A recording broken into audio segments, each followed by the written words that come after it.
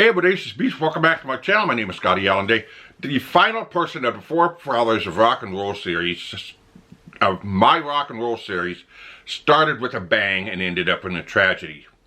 I will do a wrap-up video on the Four Fathers of Rock and Roll, but this video I will need to revisit later due to the amount of information that I found after I finished editing this video. I'm looking at my notes. I constantly keep finding more information about this person. There's a few books that I want to be able to read, and I'm going to be able to fine-tune what I've just done with this particular performer. A singer-songwriter that had such a powerful impact on a new genre and lived such a short life. It blows my mind. Rock and roll as we know it wouldn't exist without the final of the fourth father, which was Buddy Holly. The bespectacled 80s teen idol roughed up familiar musical influences like rhythm and blues, rockabilly, country and western, with more upbeat tempos and a jittery vocal approach. The youthful lyrics filled with edgy declarations of love, lust, and heartbreak. And that is rock and roll. Love, lust, and heartbreak is all over rock and roll. Today we're talking about the final piece of the puzzle, the fourth father of rock and roll, the American singer-songwriter who was a rock and roll pioneer of the 1950s.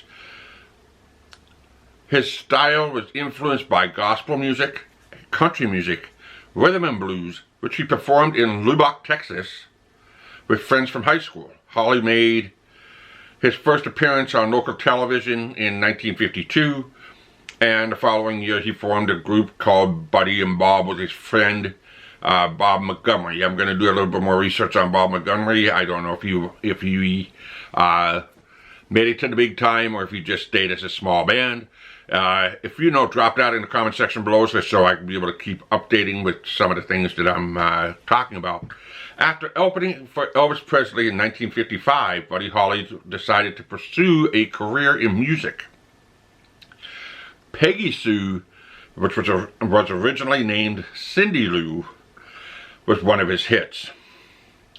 Holly created the rock band style we know today with lead guitar, a backup guitar, bass guitar, and drums, which is the rock and roll standard. If you look at 90% of it, don't count Ozzy. Ozzy has an organ.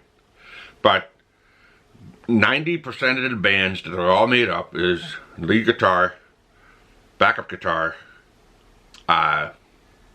bass guitar, and drums. Some bands will have backup vocals, some bands will have keyboards. But he set the standard for rock and roll. He was one of the first musicians to utilize overdubbing, which when in recording you blend in other sounds while you record.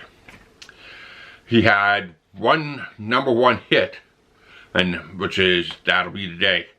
Before Buddy Holly came along, pop music, performance, and songwriting were for the most part separate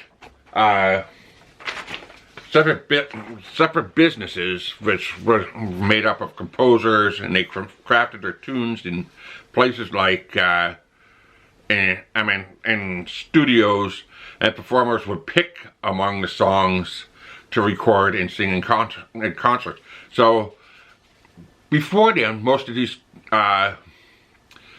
singers never made their own songs. I'm going by a lot of my notes, a little bit just choppy. I've got to do a little bit more work with this to make it more smoothed out.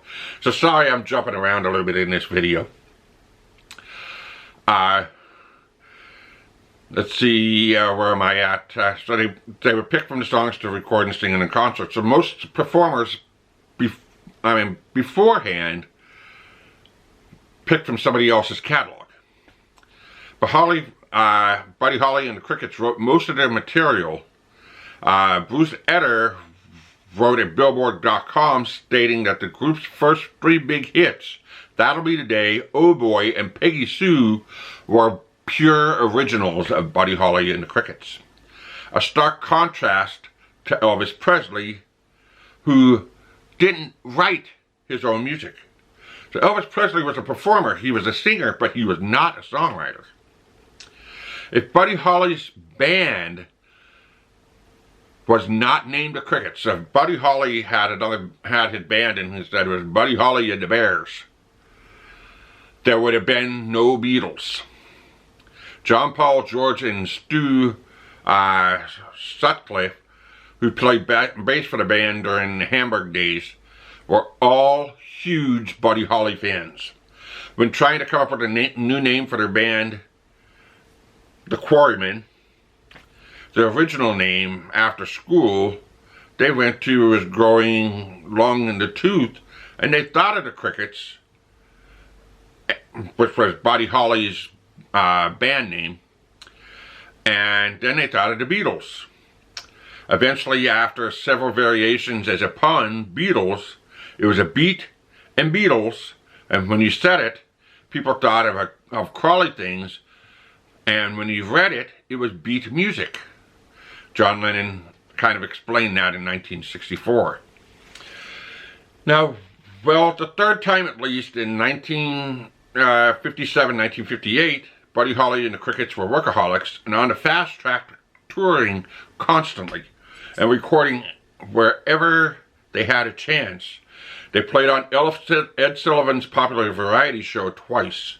But before the latter appearance, they had a disagreement with Ed Sullivan, who said that they couldn't play Oh Boy because he thought it was too rowdy. When is rock and roll not rowdy? They played it anyways, and with great success, they were invited back to play on the TV show again. Buddy Holly told Sullivan's people to forget it because the Lubbock boys didn't need Ed Sullivan anymore. And back then, that was a big deal. It was huge. So, you know, that just to be able to turn down a variety show, that's massive. And Ed Sullivan's show started off before American Bandstand. And if American Bandstand was there and Buddy Holly was still around, he would have probably blew the doors off at American Bandstand. Now, one interesting fact about Buddy Holly was he actually discovered Waylon Jennings. Buddy and Jennings met in Lubbock, Texas, their hometown, and Buddy Holly took Jennings under his wing, and among other things, Buddy Holly set up Jennings' first recording session and played guitar in 2 of his songs laid down in that day, which was Joe Blown and When Sin Stops or Love Begins.